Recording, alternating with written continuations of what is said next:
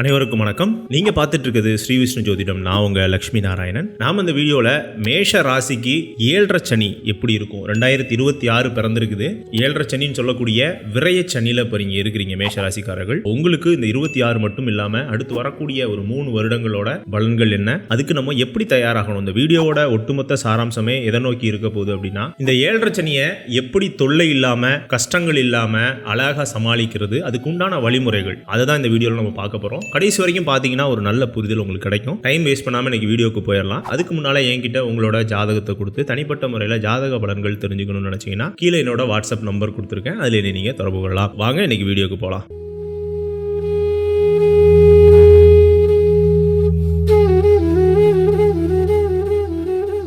2026 பிறந்தாச்சு. காலபுருஷ தத்துவத்துக்கு முதல் ராசியாக வரக்கூடிய மேஷ ராசி அன்பர்களுக்கு 7.5 சனியும் நடந்துகிட்டு இருக்குது. கடந்த 2025 சனி பயிற்சியில் கும்ப ராசியிலிருந்து மீன ராசிக்கு சனி பகவான் பெயர்ச்சி ஆனாரு. உங்க ராசி அதாவது மேஷ ராசிக்கு 12ஆம் இடத்துக்கு அதாவது மீன ராசிக்கு சனி பகவான் வந்து அது விரய சனி அப்படிங்கிற ஒரு அமைப்பு வந்திருக்கு. நிறைய வீடியோக்கள் பார்த்துருப்பீங்க, நிறைய மீடியாலாம் நிறைய அதை பத்தி சொல்லிக்கிட்டு இருக்கிறாங்க. ஆனா சொல்லாத சில விஷயங்களும் இருக்கு. இந்த 7.5 சனியை சமாளிக்க முடியுமா? கண்டிப்பா சமாளிக்க முடியும். சில அதுக்கான நுட்பங்கள் இருக்கு. எல்லா ராசிக்கும் 7.5 சனி ஒரே மாதிரி இருக்காது. மேஷ ராசிக்கும் அதுதான், அதுவும் மேஷ ராசிக்கு விதிவிலக்கு இல்ல. மேஷ ராசிக்கு ரொம்ப கவனமா இருக்க வேண்டிய பீரியட் அப்படின்னு பாத்தீங்கன்னா ஜென்ம சனி மட்டும்தான். காரணம் என்ன அப்படின்னா, ஜென்ம சனியில உங்களுக்கு செவ்வாயோட வீட்டுல சனி பகவான் வருவாரு. அந்த நேரத்திலயும் சனி நீசமாவாரு. அங்கேயும் சில விதிவிலக்குகள் இருக்கு. இருந்தாலும் ஒரு பாப கிரகத்தோட வீட்டுக்கு இன்னொரு பாப கிரகம் வரும்போதுதான் அதிகமான பிரச்சனைகள் வரும். அது வரைக்கும் நடக்கக்கூடிய விரயச்சனி பெரிய அளவுக்கு உங்களை எதுவும் பண்ணாது. அதே மாதிரி பாதச்சனியும் எதுவும் பண்ணாது. ஏன்னா சுக்கரனோட வீட்டுக்கு போயிருவார். புரியுதுங்களா? அப்போ மேஷராசிக்காரர்கள் எந்த அளவுக்கு கொடுத்து வைக்கிறீங்க பாருங்க. அதனால 7.5 சனியை பத்தி நீங்க பெருசா கவலைப்படணும் அவசியம் கிடையாது. அடுத்து குருவோட பார்வை. சோ இந்த வருடம் முழுக்கவே 2026 இருந்து 27 வரைக்கும் குரு பெயர்ச்சியும் உங்களுக்கு சாதகமா இருக்கு. 4ஆம் இடத்துக்கு குரு வந்திருக்கிறாரு. அந்த குரு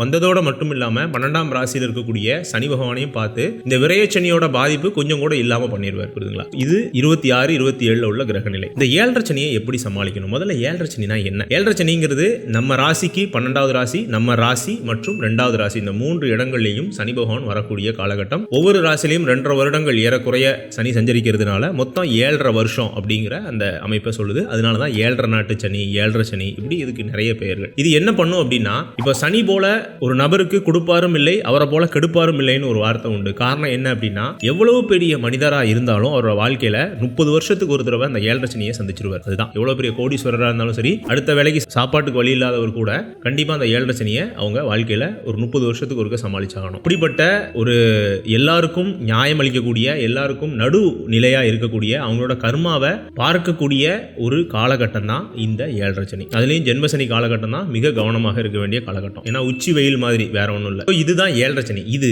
மேஷ ராசிக்கு எப்படி ஆக்ட் பண்ணும்? மேஷத்தை பொறுத்த வரைக்கும் சனி பகவான் ஒரு எதிரி. அதாவது உங்களோட ராசி அதிபதி செவ்வாய்க்கு அவர் வந்து எதிரி. செவ்வாய் சனியும் பகைவர்கள், இவ்வளவுதான் விஷயம். அதனாலதான் 7.5 சனியில நீங்க ஜென்மசனி காலகட்டம் மட்டும் கவனமா இருக்கணும்னு சொல்லியிருக்கேன். இந்த கவனமா இருக்க வேண்டிய காலகட்டங்கள் எதெல்லாம் அப்படின்னா, 2027 6வது மாசத்துல இருந்து 2029 ஜனவரி வரைக்கும் உள்ள காலகட்டம். அந்த ஒரு 2 வருடங்கள் மட்டும் மிக கவனமாக இருக்கணும். அதுதான் ஜென்மசனியோட ஒரு உச்சபட்ச நேரம். இது ஒண்ணு. அப்ப இந்த 26 7வது மாசம் வரைக்கும் எந்த பிரச்சனையும் இல்லையா? கண்டிப்பா இல்ல. நீங்க பயப்படுற மாதிரிலாம் எதுவுமே கிடையாது. ஏன்னா 26 ஓரளவுக்கு கிரகநிலைகள் உங்களுக்கு சாதகமா தான் இருக்குது. 27 மிட் வரைக்குமே உங்களுக்கு ஒரு ஏதுவான கிரகநிலைகள் தான் இருக்கு. இதுல என்னென்னலாம் நடக்கும் அப்படின்னா, இந்த தேவையில்லாத முரண்பாடுகள், கருத்து வேறுபாடுகள் வரும். பொதுவாகவே மேஷராசிக்காரர்கள் ஒரு 10க்கு 8 பேர் வந்து கொஞ்சம் கோவக்காரங்க தான். டக்குன்னு கோவம் வந்துடும். ஒரு முன்கோபம் அப்படிங்கிற ஒரு விஷயத்துல கொஞ்சம் பலவீனம் அதுல. அதே மாதிரி நியாயமாகவும் இருப்பீங்க. அந்த நியாயம் தான் கோபத்துக்கான காரணமாகவும் இருக்கும். அந்த நேர்மைன்னு ஒன்று இருக்கு இல்லையா? அந்த நேர்மை அதோட வெளிப்பாடு தான் கோபம். இது இந்த நேரத்துல நமக்கு சாதகமா இருக்காது, நம்மளோட எதிராளிக்கு சாதகமா இருக்கும். நம்ம முன்கோவப்பட்டுட்டு வெளியில வந்துட்டோம்னு வைங்களேன், அவங்க வேலையை சாதிச்சுக்குவாங்க. புரியுதுங்களா? அப்போ இந்த நேரத்துல பொறுமை ரொம்ப முக்கியம். இந்த பொறுமை இருந்துச்சு அப்படின்னாலே இந்த 26 மட்டும் இல்லாம நீங்க இந்த 7.5 சனி நடக்கக்கூடிய இந்த 7 வருடங்களுமே ரொம்பவே ஈஸியா ஒவ்வொரு தருணத்தையும் நீங்க உங்களோட சாதகமா ஆக்கிக்கலாம். ரெண்டாவது என்னன்னா, இந்த 12ஆம் இடம்ங்கிறது விரயஸ்தானம் நம்ம சொன்னோம். பணங்கள் தேவையில்லாம கையில இருந்து போகும். கையில பணம் நிக்காதுங்க, அவ்வளவுதான். ஏன்னா 2ஆம் இடத்தையும் சனி பாப்பாரு இல்லையா? அப்போ கையில பணம் நிக்காது. வர்ற பணத்தை ப்ராப்பரா ப்ரிசர்வ் பண்ணணும். அதுதான் ரொம்ப முக்கியம். ஏதாவது ஒரு கோல்டுல இன்வெஸ்ட் பண்ணலாம், லாங் டர்ம் ஸ்டாக்ஸ் இதெல்லாம் வாங்கி வைக்கலாம், மியூச்சுவல் ஃபண்ட்ல இன்வெஸ்ட் பண்ணலாம். உங்களுக்கு அதை பத்தின நுணுக்கங்கள்லாம் தெரிஞ்சிருக்கும். அதை நீங்க வந்து ஃபாலோ பண்ணிக்கலாம். ஆனா சேஃபா இன்வெஸ்ட் பண்ணணும். இது ஒண்ணு. அடுத்து வந்து சுப விரயங்கள் நிறைய பண்ணணும். சுப விரயங்கள்லாம் எல்லாரும் நினைக்கிறாங்க வீடு வாங்கணும், கடன் வாங்கி கார் வாங்கணும், இல்லைன்னா வீட்டில் ஏதாவது நல்ல பொருட்கள் வாங்கணும்,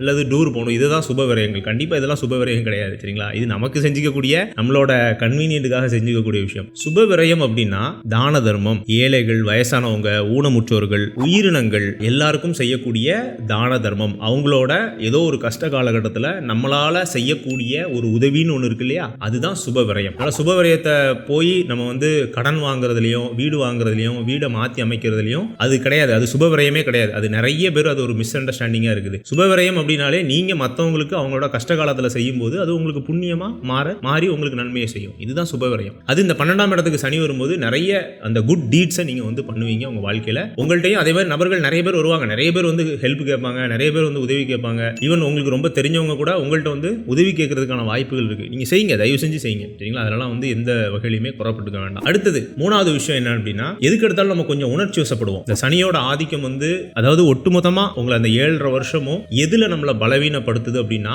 உணர்ச்சி வசப்படுறது. ஏன்னா செவ்வாயோட குணம் பார்க்கு, அதாவது ஒரு சின்ன ஒரு விஷயம் கிடைச்சா கூட உடனே உணர்ச்சி வயப்படக்கூடிய அந்த அமைப்பை சனி வந்து தூண்டி விடுவார். செவ்வாய்க்கு இயல்பாவே அந்த ஒரு வேகமோ வீரியமோ அந்த ஒரு அக்ரெசிவ்னஸும் இருந்துகிட்டே இருக்கும். அதை சனி ஒரு ராங்கான வேலை தூண்டி விடுவார். அதனாலதான் நான் முதல்ல சொன்னேன், அந்த கோபம் உங்களுக்கு எதிரி. அந்த கோபத்தை இந்த நேரம் ரொம்பவே அழகா சேனலைஸ் பண்ணணும். வேற ஒன்றும் இல்லை. அந்த மாதிரியான ஒரு சூழல் தெரியுதா, அங்கிருந்து உடனே விலகி போயிடணும். புரியுதுங்களா? இல்லைன்னா அந்த இடத்துல நம்ம வந்து நம்ம காரியம் முடிகிற வரைக்கும் அமைதியா இருந்துடணும். எது உங்களுக்கு சரியா வருதோ அதை நீங்க செஞ்சுட்டு போயிடணும். அடுத்து இந்த உணர்ச்சி வசப்படக்கூடாது. மேக்சிமம் பேசுறதே அவாய்ட் பண்ணிருங்க. ஒரு கூட்டத்தில் நமக்கு ஒவ்வாத விஷயங்கள் நடந்துகிட்டு இருக்கும் போதோ அல்லது நமக்கு சாதகம் இல்லாத ஒரு முடிவுகள் எடுக்க போறாங்க அப்படிங்கிற மாதிரி இருந்துச்சுனாலோ அதுக்கு ரியாக்ட் ஆக வேண்டாம். காலப்போக்கில் அது வந்து உங்களுக்கு பழகிரும். ஸோ இந்த ரியாக்ஷனை நம்ம குறைச்சிக்கிட்டாலே இந்த 7.5 சனியோட வீரியத்தை குறைச்சிக்கலாம். இந்த ரியாக்ஷன் ஆகிறதுனால என்ன நடக்கும் அப்படின்னா, அதுல இருந்து ஒரு பகை உருவாகும், அதுல இருந்து நமக்கு ஒரு ஃப்ரஸ்ட்ரேஷன் உருவாகும். அதுல வந்து ஒரு துளி கூட நமக்கு எந்த பயனுமே கிடையாது. புரியுதுங்களா? அந்த இடத்துல நம்ம வந்து சண்டை போட்டு இல்ல கோவப்பட்டு ஜெயிச்சிருவோம். ஆனா அந்த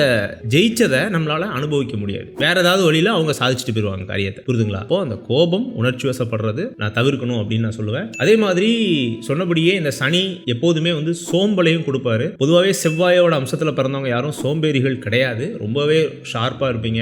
எல்லா இடத்துக்கும் ஒரு கணக்கு வச்சு போவீங்க. ரொம்ப நேர்மையா ரொம்ப கரெக்டா இருக்கணும் அப்படின்னு நினைப்பீங்க. அங்க நமக்கு ஒரு துண்டு விழும். புரியுதுங்களா? ஏன்னா அந்த சனியோட ஆதிக்கம் வரும்போது நாளைக்கு பார்த்துக்கலாம், அந்த ப்ரொக்ராஸ்டினேஷன் அப்படிங்கிறது ஒன்று வரும். ரெண்டாவது வந்து பார்த்தீங்கன்னா, நம்ம எப்போதுமே செய்யக்கூடிய செயல்களில் கூட ஒரு தொய்வு ஏற்பட ஆரம்பிக்கும். இதெல்லாம் நான் வந்து உங்களுக்கு 100% இதுதான் அப்படிங்கிற மாதிரி சொல்லலாம். இதெல்லாம் அங்கங்க நமக்கு ஒரு மைல்டா அங்கங்க நமக்கு தெரிய ஆரம்பிக்கும். அது எங்க எந்த இடத்துல எப்படி அது எழும்போதே நம்ம வந்து அதை அங்கங்க நம்ம வீழ்த்திட்டு போயிடணும். புரியுதுங்களா? கொஞ்சம் சீக்கிரம் எந்திரிக்கணும். காலையில மெடிடேஷன் பண்ணுங்க, பிராணாயாமம் பண்ணுங்க, யோகாசனம் பண்ணுங்க. உங்களுக்கு என்ன பண்ணணும்னு நினைக்கிறீங்களோ இதெல்லாம் லைட். இப்போ சனிங்கிறது வந்து டார்க், நம்ம லைட் வேல நம்ம போகணும். புரியுதுங்களா? இதுதான் விஷயம். இப்போ காலையில சீக்கிரம் எந்திரிக்கும் போது நம்ம உடம்புல இயல்பாவே ஒரு ஆதர்ஷ சக்தி அப்படிங்கிறது உருவாகுது.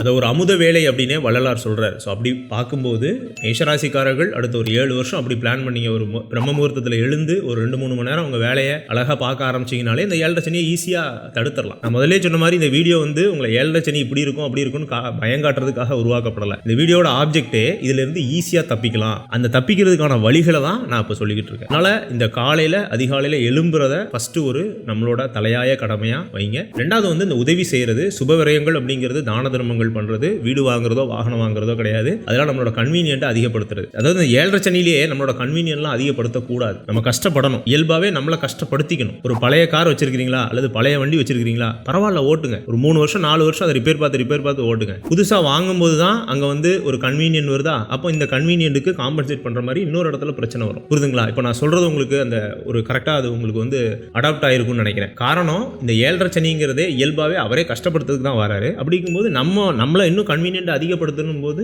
அங்க பிரச்சனை தானே ஆரம்பிக்கும். யோசிச்சு பாருங்க. இங்க ஒரு விஷயம் நடக்குது அப்படின்னா இன்னொரு இடத்துல அது பேலன்ஸ் பண்ணணும் இல்லையா? இதுதான் அடுத்து மிக முக்கியமான விஷயம். என்ன அப்படின்னா, இந்த குடும்ப உறவுகளில் வரக்கூடிய சேலஞ்சஸ். இது எப்போதுமே வர்றதுதான். மேஷராசிக்காரர்கள் ஒரு வீட்டில் இருந்தாலே எல்லா வேலைகளையும் எல்லா பொறுப்புகளையும் நீங்க தான் பார்த்துப்பீங்க. எல்லாமே உங்க தலையில தான் வந்து விழும். இது வந்து 7.5 சனி நடக்கணும்னு மட்டும் இல்லை, எப்போதுமே இதுதான். ஏன்னா உங்களுக்கு வந்து எல்லா விஷயத்தையுமே சரியா செய்யணும். எல்லாரும் எல்லா விஷயத்தையும் கரெக்டாக பெறுறாங்களா அப்படிங்கிற ஒரு அலர்ட்னஸ் எப்போதுமே உங்கள்கிட்ட இருக்கும். அது அடுத்த ஒரு 3-4 வருஷம் அது சேலஞ்சா இருக்கும். நம்மளை இன்டென்ஷனாக யூஸ் பண்ணிக்குவாங்க. எல்லாரோட வாழ்க்கையிலையும் நம்மளோட பங்கு ரொம்ப அதிகமாக இருக்கும். நம்மளோட கஷ்ட காலகட்டத்தில் நம்ம பக்கத்தில் நிற்க மாட்டாங்க. ஸோ இதெல்லாம் ஒரு உளவியல் ரீதியான ஒரு ரிலேஷன்ஷிப்பில் வரக்கூடிய சேலஞ்சஸ். இதை எப்படி கடந்து போறீங்க அப்படிங்கிறதுலேயும் இந்த 7.5 சனியோட பங்கு இருக்குது. முடிஞ்ச அளவுக்கு உங்கள் கடமைகளை செய்யுங்க, பலனை எதிர்பார்க்காதீங்க. இவங்க இப்படி செய்யணும், இவங்க நமக்கு இப்படி செய்யணும் அப்படிங்கிறதுக்காக நம்ம வந்து எதையும் செய்ய வேண்டாம். பொதுவாக செய்ய மாட்டீங்க, இருந்தாலும் அந்த எதிர்பார்ப்புகள் துளி கூட தேவையில்லை. உதவி செய்கிறீங்களா, அப்படி உதவி செஞ்சுட்டு திரும்பி பார்க்காம கடந்து போயிருங்க. புரியுதுங்களா? அது சொந்தக்காரங்களாக இருந்தாலும் சரி, ஃப்ரெண்ட்ஸாக இருந்தாலும் சரி, அதுதான் அந்த தேவையில்லாத அந்த முரண்பாடுகளை நம்ம அங்கங்கேயே முளையிலேயே கிள்ளி எரிஞ்சிடறோம். ஸோ இது ரொம்ப முக்கியமான ஒரு விஷயம். இந்த வீடியோவில் வெறும் இந்த 7.5 சனி எப்படி இருக்கும் அப்படி இருக்கும் அப்படி இப்படின்னு பயம் காட்டாமல் உங்களுக்கு தேவையான இந்த 7.5 சனியோட சில கிளிம்ஸை கொடுத்து அதுக்கு நம்ம எப்படி நடந்துக்கணும் அப்படிங்கிறத நான் கொஞ்சம் விளக்கியிருப்பேன்னு நான் நினைக்கிறேன். இந்த வீடியோவில் உங்களுக்கு எதுவும் சந்தேகங்கள் இருந்துச்சுன்னா கண்டிப்பாக கமெண்ட் செக்ஷனில் கமெண்ட் பண்ணுங்க. இந்த வீடியோ பிடிச்சிருந்துச்சுன்னா லைக் பண்ணுங்க. உங்களோட மேஷராசி ஃப்ரெண்ட்ஸ் ஃபேமிலி யாரும் இருந்தாங்க அப்படின்னா அவங்களுக்கும் இந்த வீடியோவை ஷேர் பண்ணுங்க. என்கிட்ட உங்களோட ஜாதகத்தை கொடுத்து தனிப்பட்ட முறையில் ஜாதக பலன்கள் தெரிஞ்சுக்கணும்னு நினைச்சீங்கன்னா கீழே என்னோட வாட்ஸ்அப் நம்பர் கொடுத்துருக்கேன், அதில் நீங்க தொடர்பு கொள்ளலாம். மீண்டும் இதே போன்றதொரு நல்ல வீடியோவில் நான் உங்களை சந்திக்கிறேன். அதுவரை உங்களிடமிருந்து விடைபெறுவது உங்கள் லக்ஷ்மி நாராயணன். நன்றி, வணக்கம்.